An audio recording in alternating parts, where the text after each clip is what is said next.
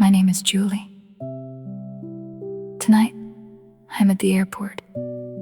It is late, very late. I've been traveling for 9 hours. 9 hours. My back hurts, my eyes are tired. I stop for a moment. I look at the windows. Outside, I can see the city. The lights are blue and white and silver. They are beautiful. I say to myself, quietly,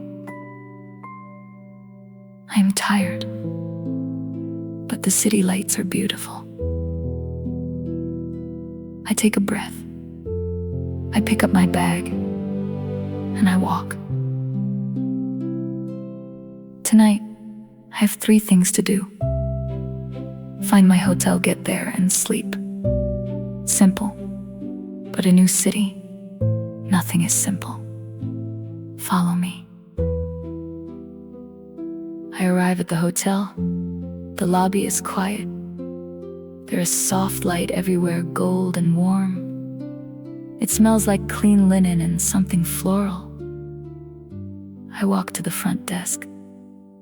A woman looks up. She smiles. She says, "Good evening.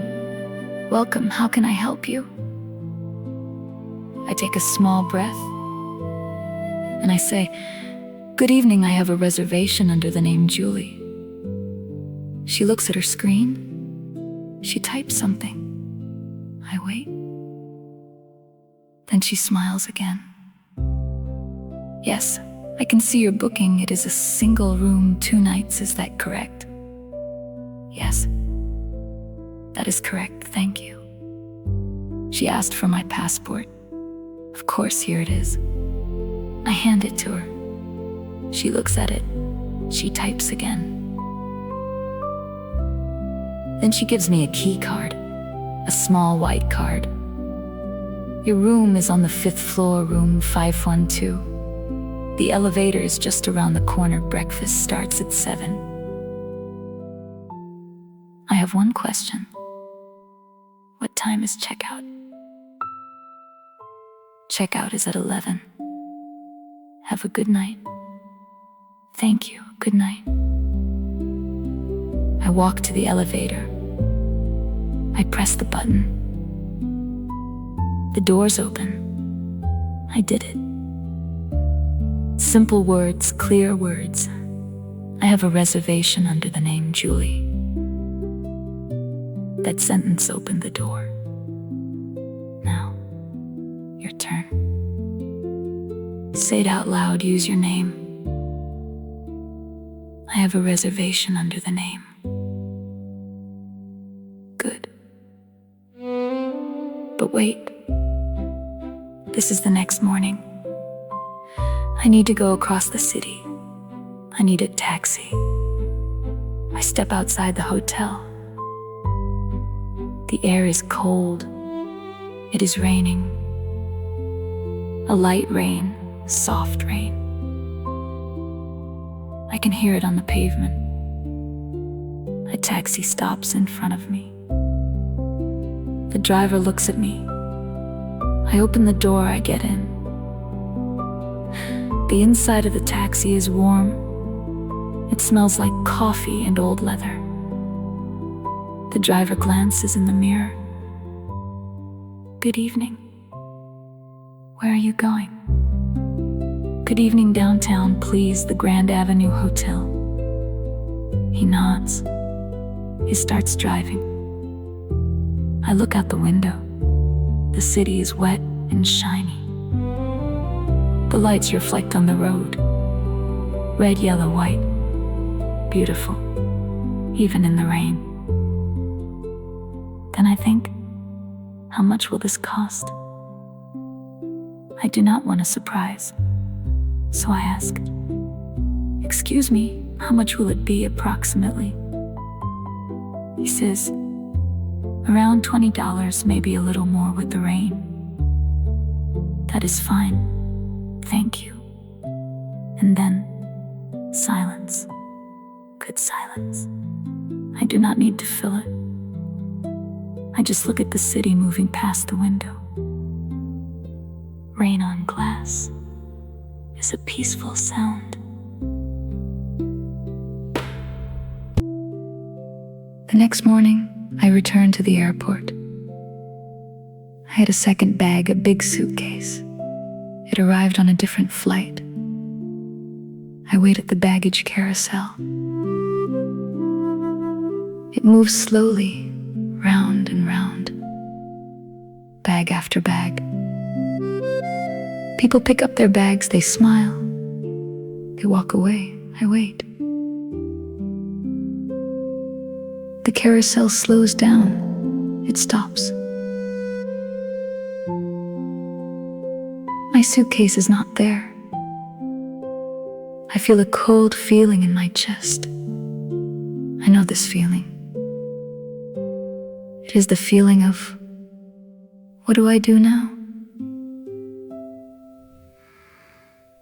I take a breath, I look around.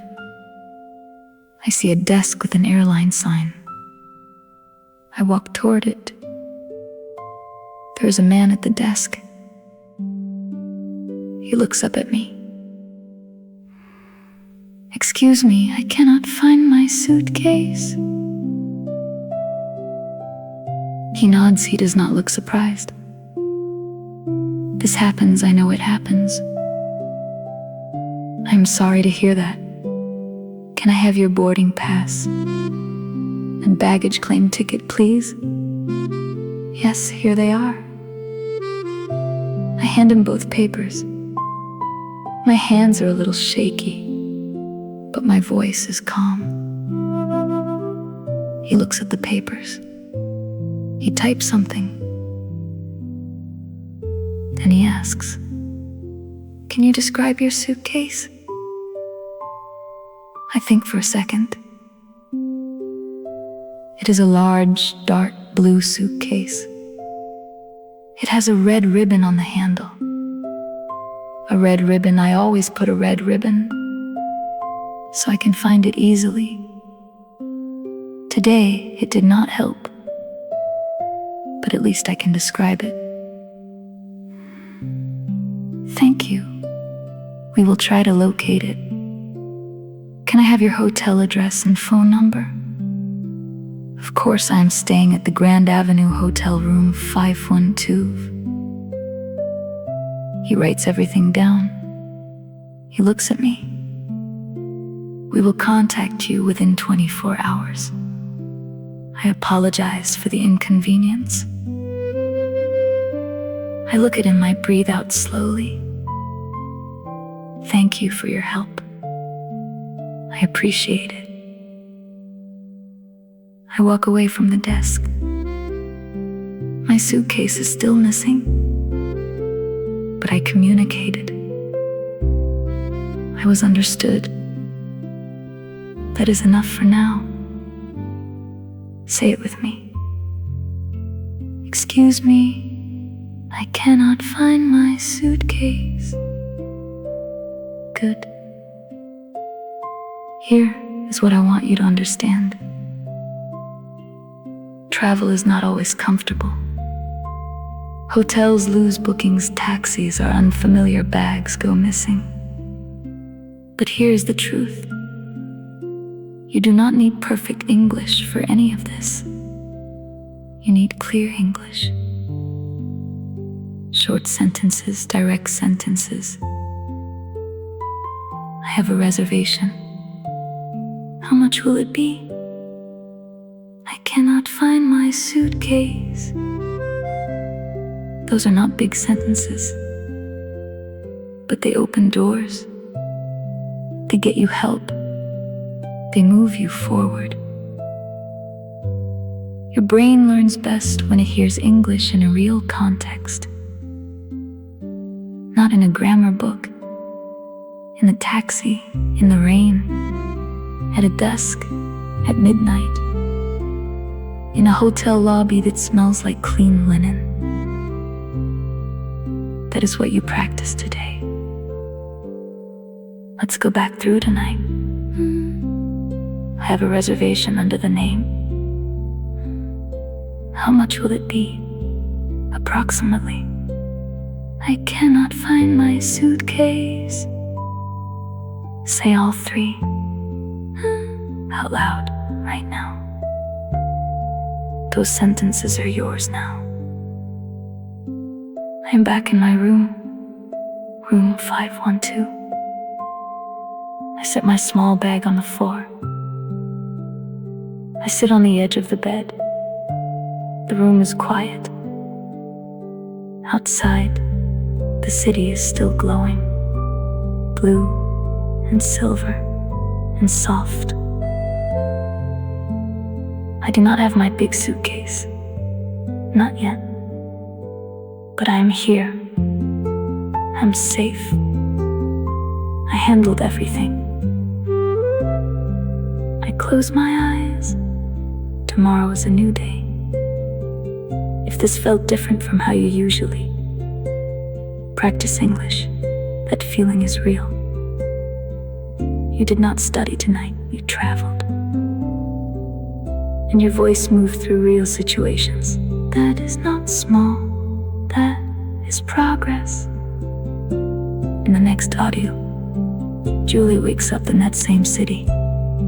She needs to find a cafe, a pharmacy, and her way back. With no map, no suitcase, it is waiting for you. See you there. See you there.